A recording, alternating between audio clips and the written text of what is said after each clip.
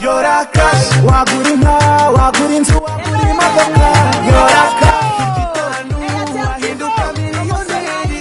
Yora cash, yora cash, yora cash, yora cash. wagura inzu, wagura imodoka. Aho kugira ngo dushyikirize umuntu amafaranga ye yatsindiye, wo nta wundi ni umukiriya wa Airtel Tigo watomboye amafaranga ye. Yora cash, none ko ugiye kujyamo hano muri iki kibashini kugira ngo uyoragure amafaranga yawe, urumva uri tayari kuyora? Ugiye gukoresha izihe tekinike kugira ngo ubashe kuyora amafaranga menshi? 250 ni amafaranga menshi. Ni iyihe tekinike ugiye gukoresha? Tekinike ya mbere ni uko amafaranga ari buzamuke nkayafata mu ntoki zanjye. Okay, urakoze cyane, amahirwe masa. Rimwe, kabiri, gatatu, kane, Yora cash,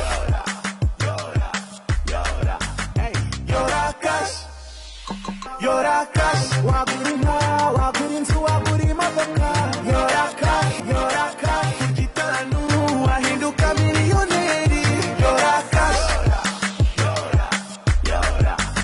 Yora cash, Yora Airtel Tigo. Amashine kuri Airtel Tigo. Yora cash.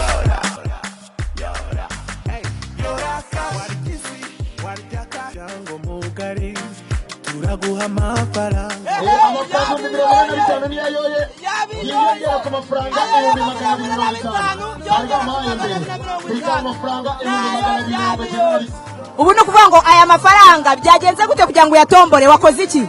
Yewe nawohereje kuri Tigo Cash, nohereza rimwe shyira aho boherereza ubutumwa 155.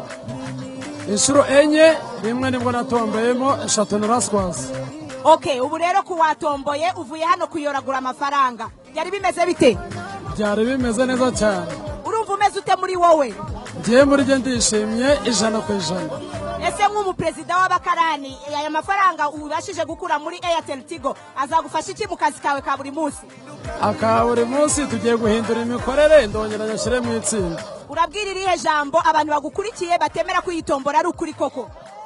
Iyitombora ni ukuri, ntago ibeshya, ntawe nzi, ntago munzi. Mwarayemo mamagaye mbareba kuri televiziyo yanjye ndabita. Ibyishimo ufite urumva bimeze bite? Ibyishimo 100%, meze nk'umuntu wabyaye umuhungu n'umukobwa.